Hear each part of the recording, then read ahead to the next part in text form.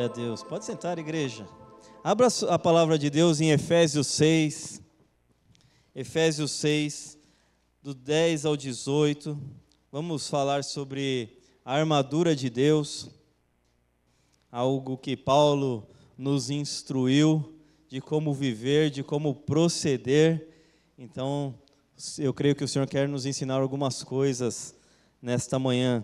Efésios 6, do 10 ao 18, diz assim: Finalmente, fortaleçam-se no Senhor e no seu forte poder. Vistam toda a armadura de Deus para poderem ficar firmes contra as ciladas do diabo. Pois a nossa luta não é contra os seres humanos, mas contra os poderes e autoridades, contra os dominadores deste mundo de trevas, contra as forças espirituais do mal nas regiões celestiais. Por isto, vistam toda a armadura de Deus, para que possam resistir no dia mau e permanecerem inabaláveis, depois de terem feito tudo. Assim, mantenham-se firmes, cingindo-se com o cinto da verdade, vestindo a couraça da justiça e tendo os pés calçados com a prontidão do evangelho da paz. Além disso, usem o escudo da fé, com a qual vocês poderão apagar todas as setas inflamadas do maligno. Usem o capacete da salvação e a espada do Espírito, que é a palavra de Deus.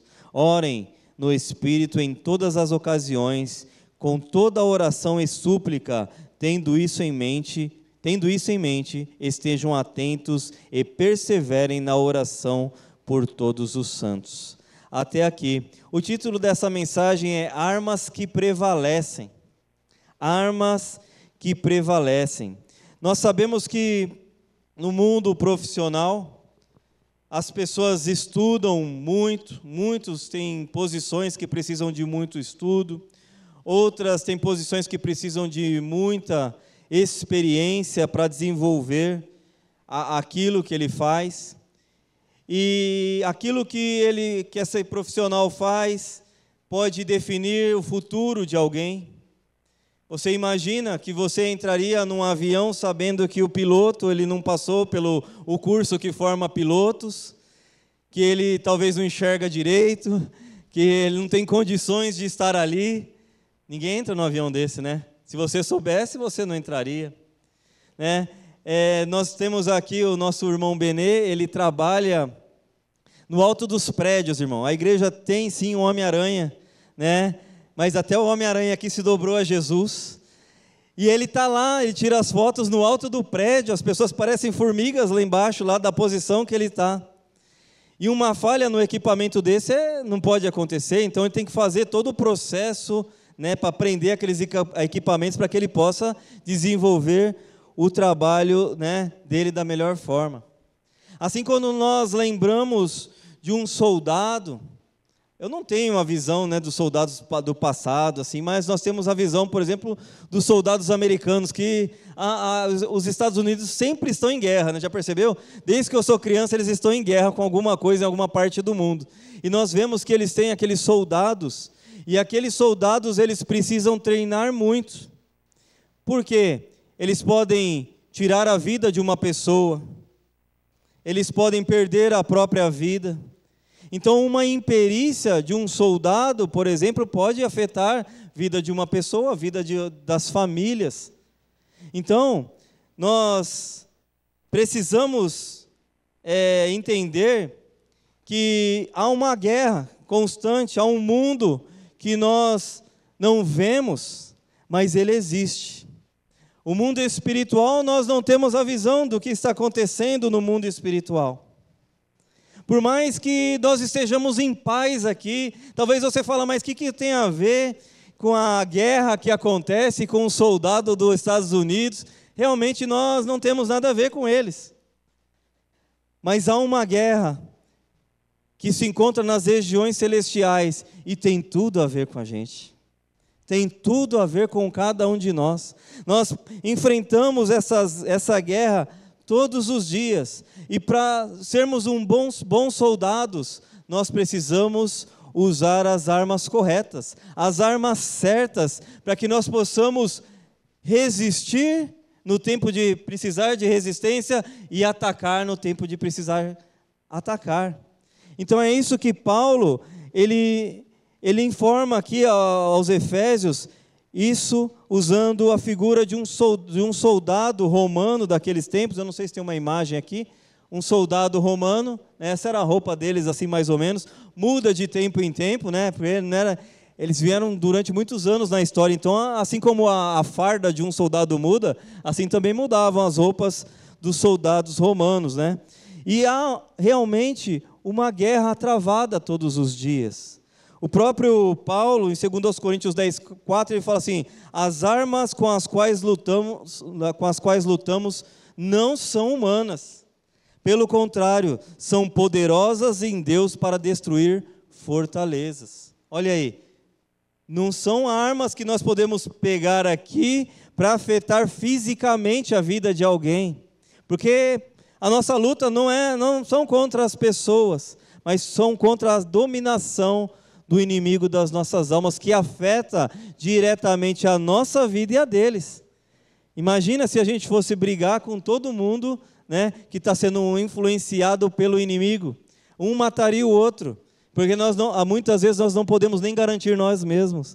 Se nós sairmos da posição de soldado, a nossa garantia acabou. Como nós vamos lutar?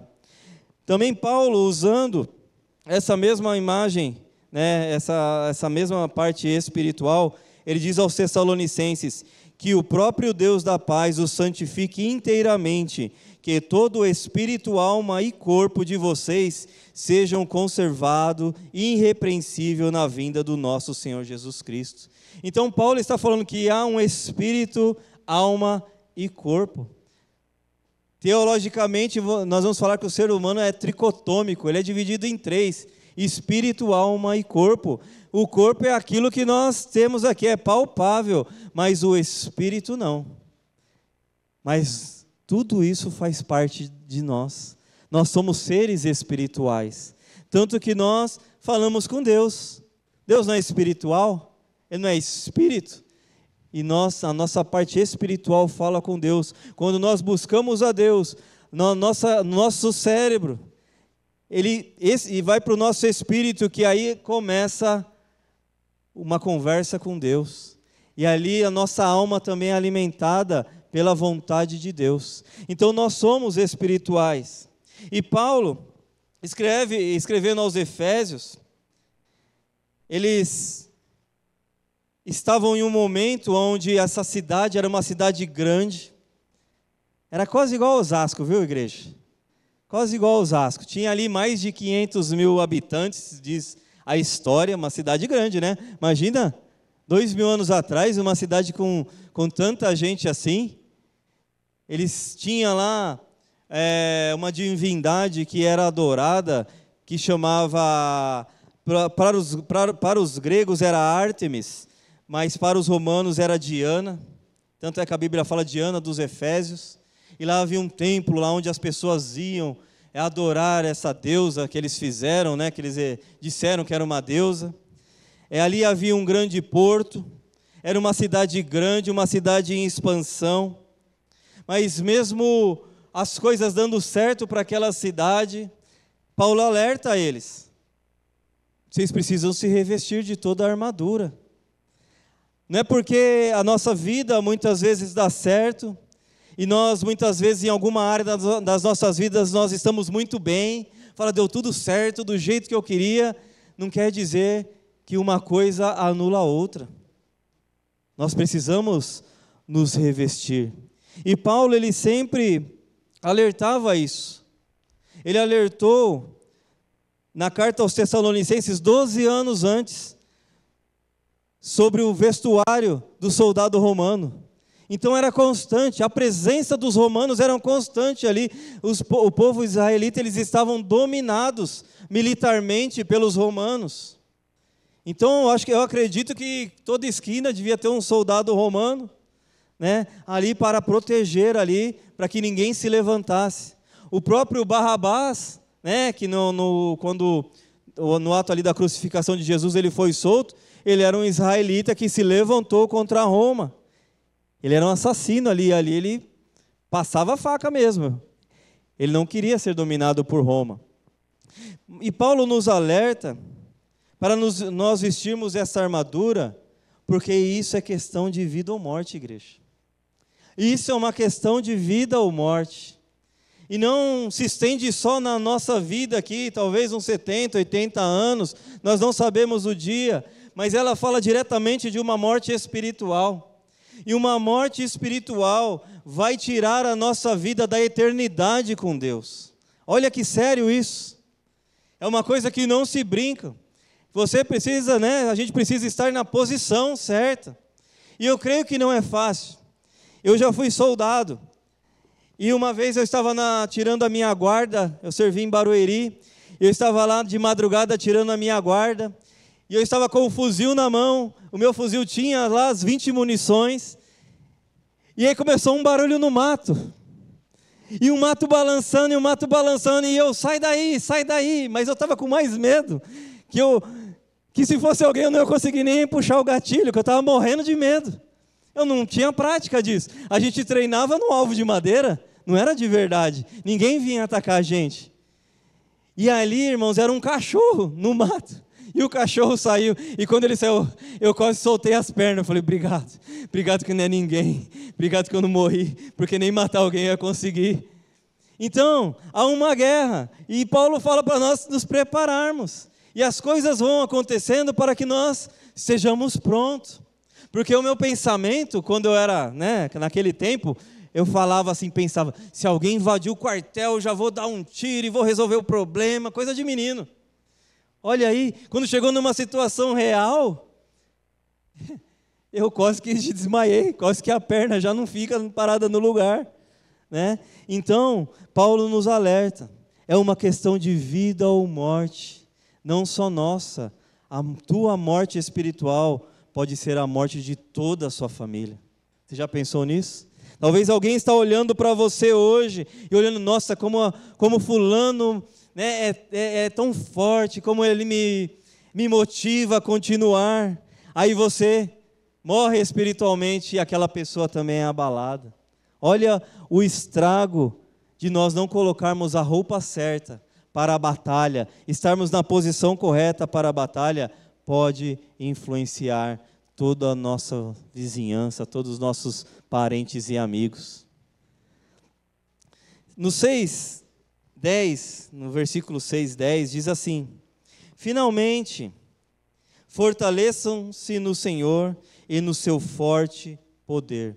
Se você for ler a carta aos Efésios, ela está cheia de instruções. Todo tipo de instrução tem aqui, para pais, para filhos, para casado, como fazer para esperar Jesus voltar, tem tudo aqui. E aí ele chega no final, no último, ele fala assim, finalmente, para concluir, só vai dar certo, como se Paulo estivesse falando assim, só vai dar certo se vocês se fortalecerem no Senhor e no seu forte poder. Não adianta eu mandar uma carta para vocês, explicar tudo o que tem que fazer, explicar tudinho e você não fazer nada. Só vai dar certo se vocês se fortalecerem no que tem que fazer, se fortalecerem no poder de Deus, que é Ele que vai te ajudar. E aí ele continua, ele falou, o que nós devemos fazer? Se fortalecer. E ele fala, como? Como que nós devemos fazer? Versículo 11, vistam toda a armadura de Deus para poderem ficar firmes contra as ciladas do diabo. Paulo dá uma ordem, ele não pede, ele não fala, se der, você se veste aí com a roupa certa. Mas como é uma questão prioritária nas nossas vidas, e ele fala, vistam toda a armadura, não deixe de colocar toda a armadura.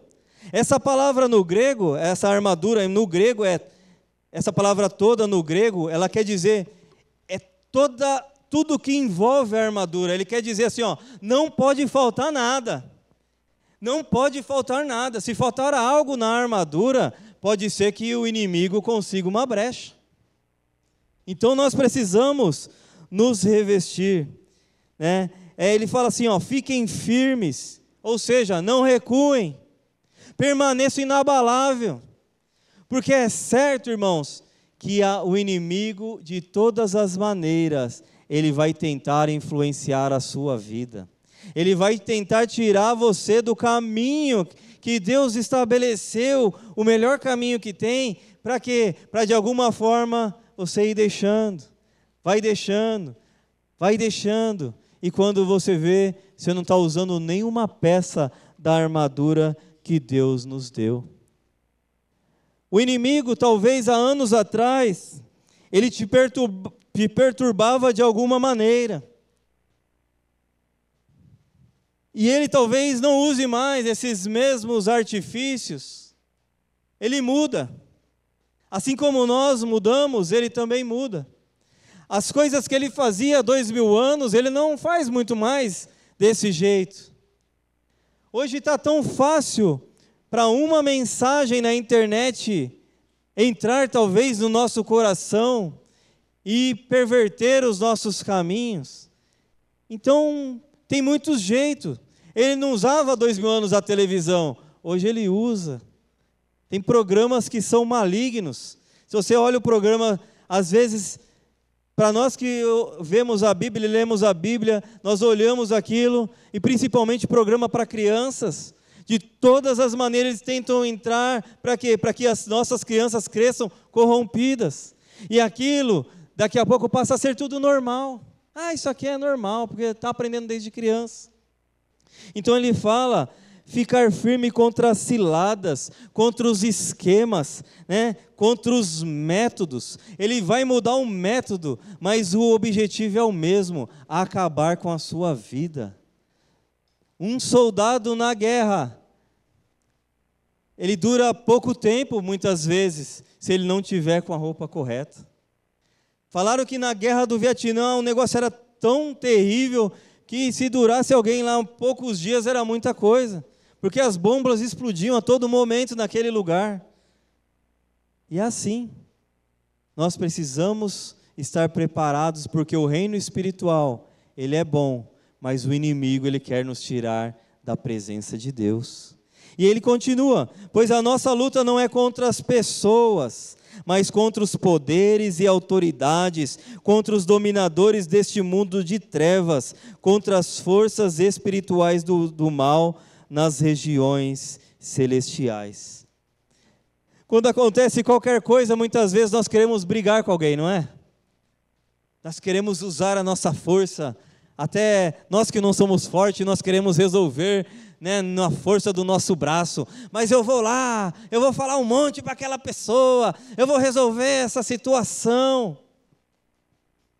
E Paulo nos chama a olhar para quem domina o mundo, e não resolver na força do nosso braço, na influência que nós podemos fazer, mas ele fala que a nossa luta não é contra as pessoas. Em outras versões vai falar, a nossa luta não é contra a carne e o sangue. A nossa luta não é contra as pessoas. O que nós devemos fazer é orar por essa situação, porque há um sistema maligno no mundo, operando bem agora. Há um sistema, irmãos, que ele opera, ele influencia pessoas, ele influencia governos inteiros, para serem malignos. E a nossa luta não é que se a gente não gostar do presidente, vamos matar o presidente que vai dar certo. Entra outro maligno lá, irmãos, e dá a mesma coisa.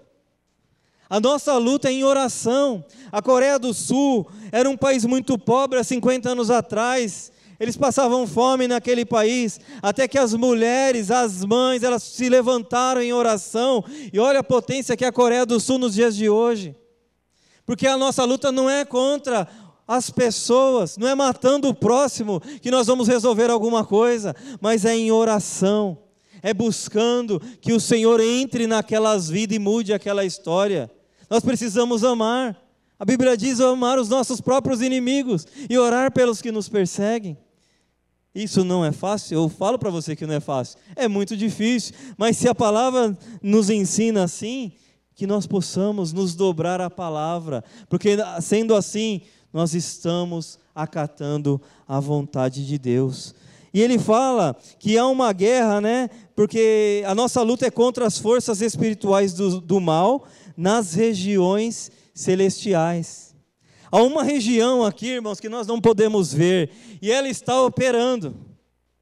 Ela está operando. Há uma guerra travada agora, há uma guerra travada contra a minha vida e contra a sua vida, para que esta palavra ela possa não fluir, para que as coisas deem errado. Há uma guerra, nós não podemos desprezar essa guerra. Daniel, diz lá no livro do profeta Daniel, diz assim, ó, e ele prosseguiu, não tenha medo, Daniel, desde o primeiro dia que você decidiu me buscar, desculpa, igreja, deixa eu começar de novo. Desde o primeiro dia em que você decidiu buscar entendimento e humilhar-se diante do seu Deus, suas palavras foram ouvidas e eu vim em resposta a elas.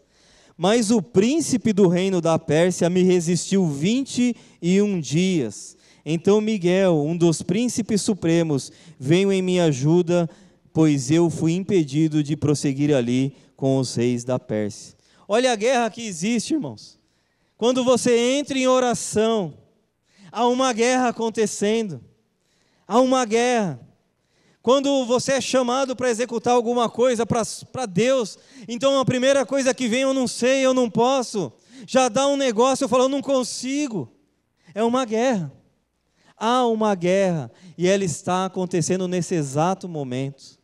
Há mães e pais lutando com filhos drogados, bêbados, pervertidos, longe de Deus. Há maridos orando por esposas que estão desviadas do Evangelho e vice-versa. E há uma guerra. Tem vezes que nós entramos em oração, não sei se já aconteceu isso com você. Falou, eu comecei a orar, parece que piorou. Já aconteceu isso? Acontece, né? Porque há uma guerra.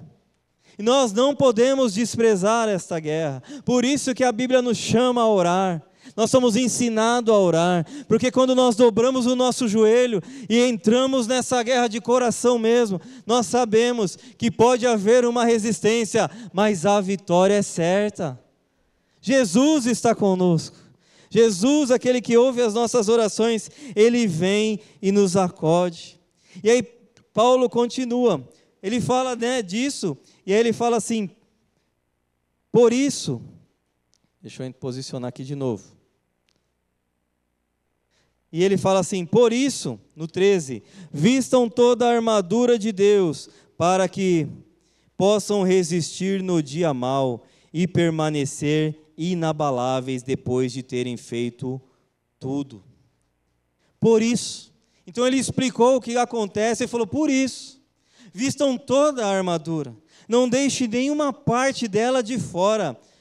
Você precisa estar inteiro para essa grande guerra que está acontecendo nas regiões celestiais. Porque não há uma parte mais importante ou menos importante. Esses dias eu fui lá na Rua dos Crentes, lá na Conde de Sarzedas, e tem um shoppingzinho lá do lado da igreja Deus é Amor, tem um mini shopping lá. E eu fui no segundo andar, tinha uma loja fechada, e aí ele estava escrito lá na parede assim, o que é mais importante, ler a Bíblia ou orar? E aí ele continua assim, pergunte a um pássaro, qual asa dele é mais importante, a direita ou a esquerda? Com uma falhando, irmãos, o pássaro não vai voar mais. Como é que vai ficar rodando, né? Vai ficar voando só assim, né? Vai ficar rodando. E é assim também. A nossa vida não é completa em uma coisa. Ela é completa quando nós atendemos à vontade de Deus. E Deus, nesta manhã, está comunicando a nós, vistam toda a armadura. Toda ela. Não deixe nada de fora, para que vocês possam resistir no dia mau. Porque o dia mau, ele é certo e ele chega. Assim como chega o dia que nós nos alegramos com o nascimento de alguém, assim também nós entristecemos na morte de alguém que nós amamos. A vida é assim, o dia mau ele vai chegar, e para o dia mau não te pegar de surpresa, soldado, né, dormindo. Nós precisamos estar completos em Deus. No quartel, a gente fazia alguns acampamentos, e lá na ponta do fuzil, como no acampamento o tiro era de festim, né? Para que um soldado não matasse o outro, né? O tiro era de festim, então a gente rosqueava, não sei se é assim atualmente, rosqueava na ponta do fuzil um negocinho para não ir o fogo do festim, se fosse dar um tiro no rosto de alguém e machucasse, fizesse fogo na ponta do fuzil. E eu estava tão cansado que eles levam a gente à exaustão mesmo, para que você fique cansado mesmo, não aguenta fazer nada. E aí eu dormi com o meu fuzil e o medo era que roubasse o fuzil, né? Porque eles te pegavam um fuzil para fazer você pagar flexão depois. E aí eu peguei meu fuzil e tinha bandoleira e eu enrolei ele na bandoleira e dormi assim, ó.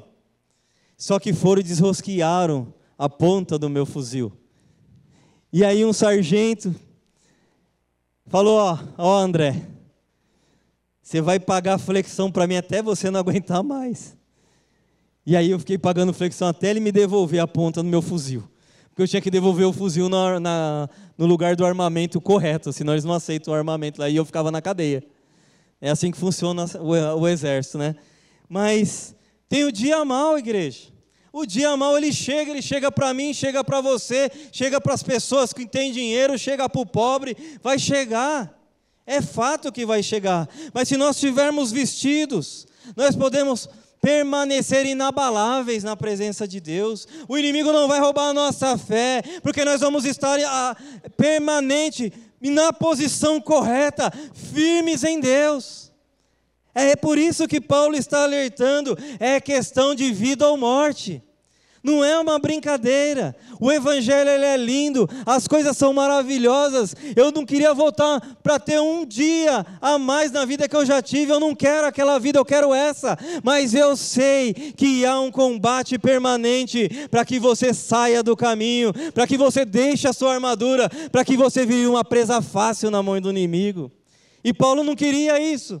Por isso que ele nos alerta até o dia de hoje, para nós ficarmos sempre firmes. E ele explica como que nós vamos fazer isso. E ele continua no 14, é assim, ó: mantenham-se firmes, cingindo-se com o cinto da verdade, vestindo a couraça da justiça. Mantenham-se firmes. E aqui Paulo ele começa a destrinchar como que é a roupa desse soldado, como que funciona ali, né, tudo que eles usam para que possa ser usado espiritualmente. Vestir uma roupa de um soldado não nos faz um soldado. Nós precisamos estar ali na posição correta para sermos bons soldados. Espiritualmente, nós vamos nos vestir, nos revestindo, para que possamos continuar nessa caminhada. E havia ali o cinto do soldado. O soldado não andava só com a espada, ele tinha a faca aqui também. E esse cinto, ele era responsável por segurar a couraça, por dar toda a sustentação na armadura do soldado. Então, como começa a vestimenta de um soldado? É colocando o cinto da verdade. O cinto prendia todos os pontos da armadura. Sem o cinto da verdade, o guerreiro estaria fora de combate, porque em qualquer movimento que ele fizesse com a espada, naquela hora, a armadura ia despencar, porque não ia estar presa, ela se prendia no cinto. Então a mobilidade do soldado continuava, ele não precisava ter medo. Se aquele cinto não estivesse bem preso, primeira levantada lá da espada, a couraça já caía, já não ia dar certo. Tudo estava preso nesse cinto. E a aplicação para nós é a verdade a todo custo. Se nós negarmos a verdade, está tudo acabado, não tem como lutar sem a verdade.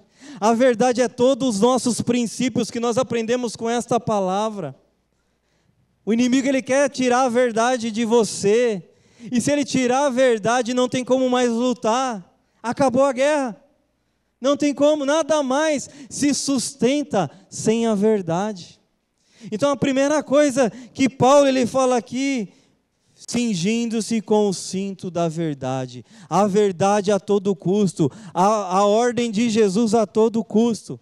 Não deixe se influenciar.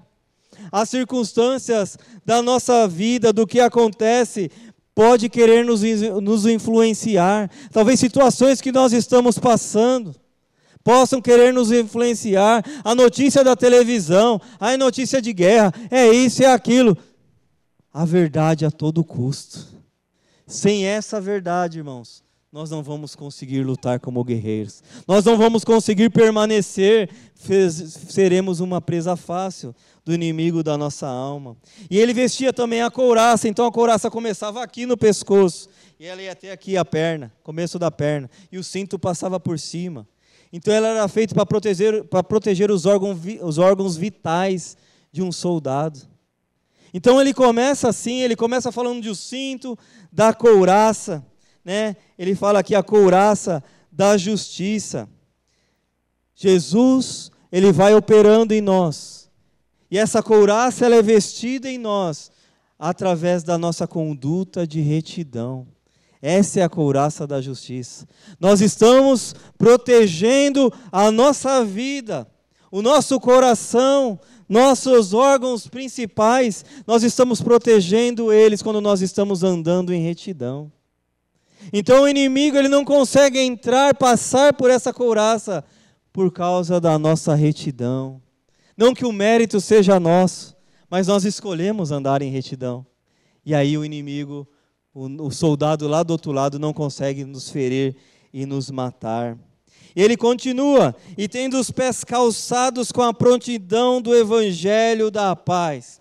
Os pés, eles nos dão toda a estabilidade. Eu estou meio estranho aqui, porque ontem eu fui jogar bola lá na chácara, no encontro lá do Soma. E além de ser ruim de bola, eu ainda machuquei os 2 pés. E aí arrancou a pele dos 2 pés lá. Só anda no piso, né, igreja? Não está acostumado a correr, mas que nem era menino na rua, no asfalto quente, descalço. Agora machuquei os 2 pés. Então, se eu fosse um soldado para ir para a guerra hoje, não daria muito certo. Que mesmo eu tendo uma espada, eu não teria a mobilidade, porque meu pé está doendo. Os 2 estão doendo agora. Não teria. Quando eu servi o quartel, e a gente ia para o acampamento, e andava na chuva, andava no rio, e passava por tudo isso, e o que acontecia? Molhava o pé. Então, qual que era a instrução dos superiores? Leva bastante meia, porque se você andar com o pé molhado, em pouco tempo, metade de um dia, você para de andar, porque o seu pé vai ficar tudo estragado. O Jair foi soldado, o Jair sabe disso. Então, os pés são aqueles que nos dão firmeza para nós lutarmos a batalha.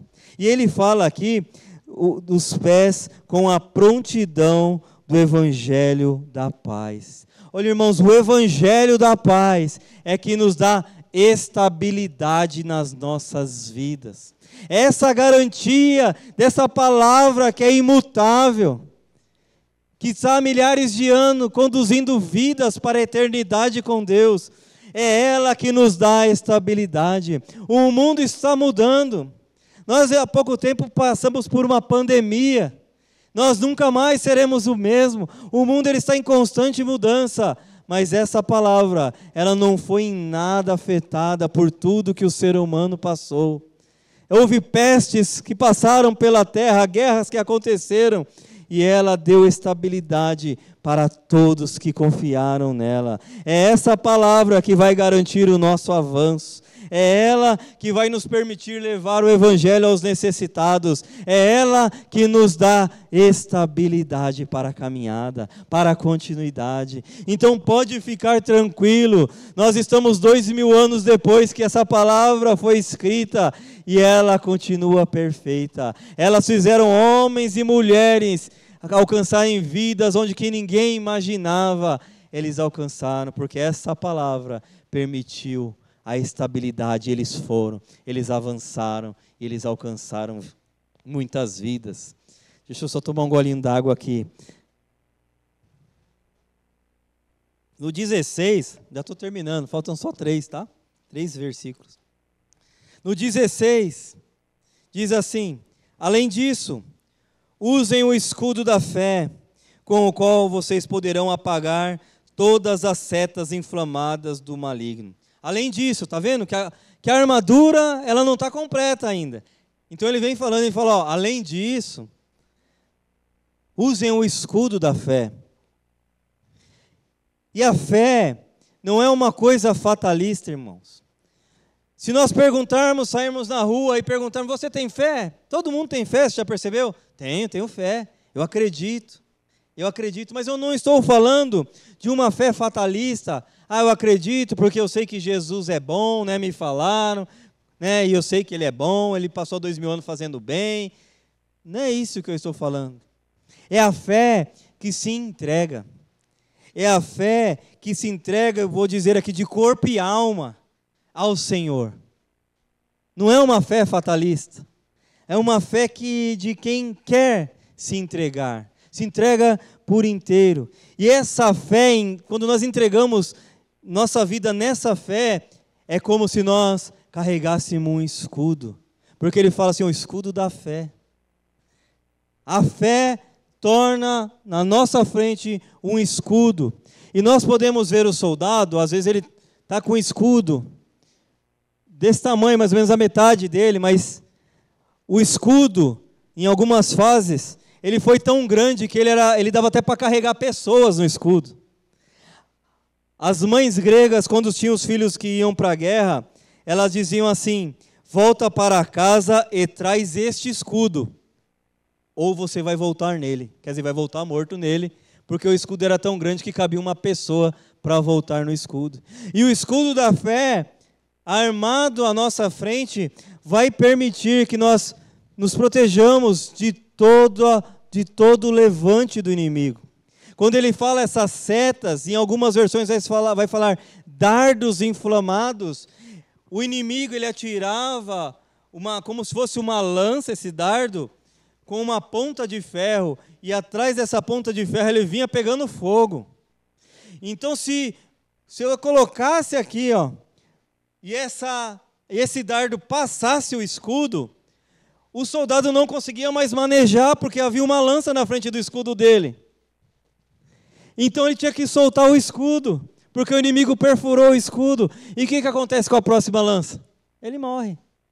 Uma vem e tira o escudo dele, a próxima atravessa.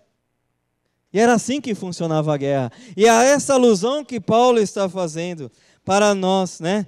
Ficarmos atentos, empunhando o escudo da fé. Porque naquele escudo também tinha couro e tinha uma outra propriedade que me falha aqui a memória, que quando o fogo vinha, não permitia que pegasse fogo fácil no escudo. Não era só um escudinho de madeira, havia todo um sistema para evitar que o soldado, aquilo passasse o escudo, e ali, mesmo que o soldado não fosse ferido, o escudo estava ali com a lança do outro nele, tinha que jogar o escudo fora, a próxima vinha e seria provavelmente fatal, perfurando o soldado. Então, a primeira coisa que o inimigo quer de você é tirar a sua fé. Se ele tirar a sua fé, ficou tudo mais fácil, não ficou? Ficamos expostos. Está fácil para ele. Falar, agora está tudo certo. Tirou a fé, acabou tudo. Então nós precisamos, igreja, empunhar o escudo da fé.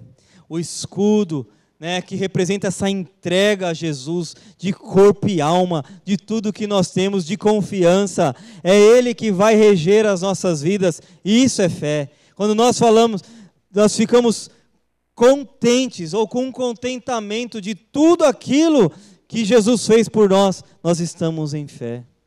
Paulo, certa vez, ele falou, eu aprendi a viver contente em toda e qualquer situação. Ele falou que aprendeu a passar escassez, passar abundância, passar tudo. Ele era contente no Senhor. Por quê? Porque a fé dele estava em Jesus. Se Jesus deixou ele passar alguma coisa, ele acatou e falou, está tudo certo. Eu confio que Jesus tem o melhor para a minha vida. Isso é fé. E ele continua. No 17, usem o capacete da salvação e a espada do Espírito, que é a palavra de Deus. O capacete da esperança da salvação. A nossa mente é um campo de batalha enorme, não é assim? Quantas coisas passam pela nossa mente.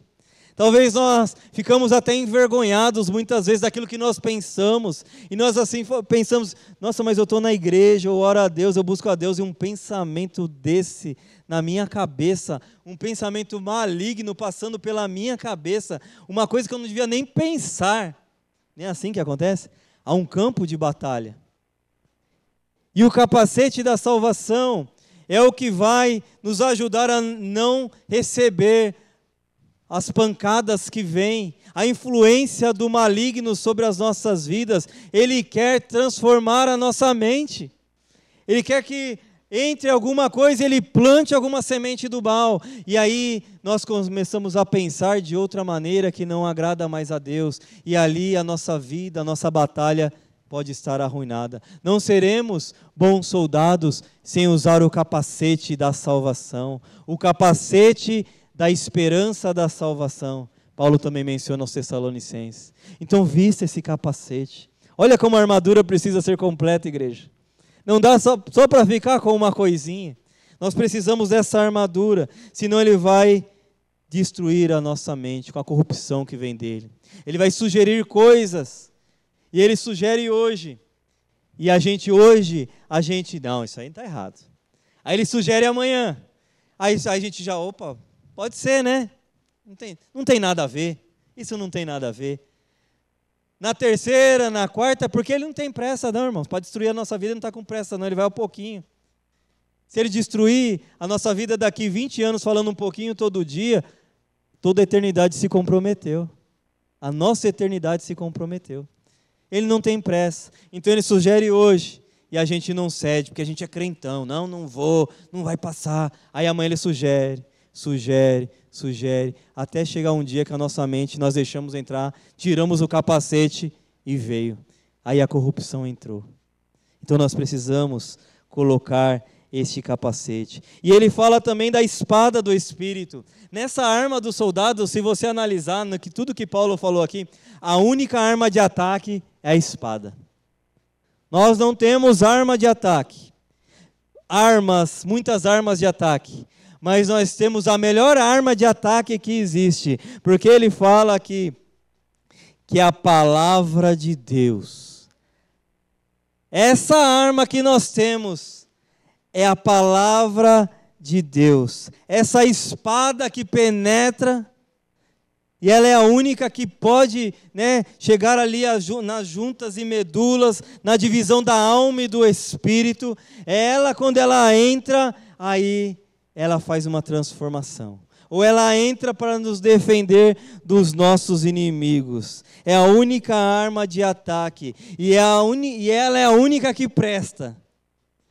Se você pegar uma arma, uma espada e matar o seu vizinho que liga o funk no último, não vai adiantar de nada.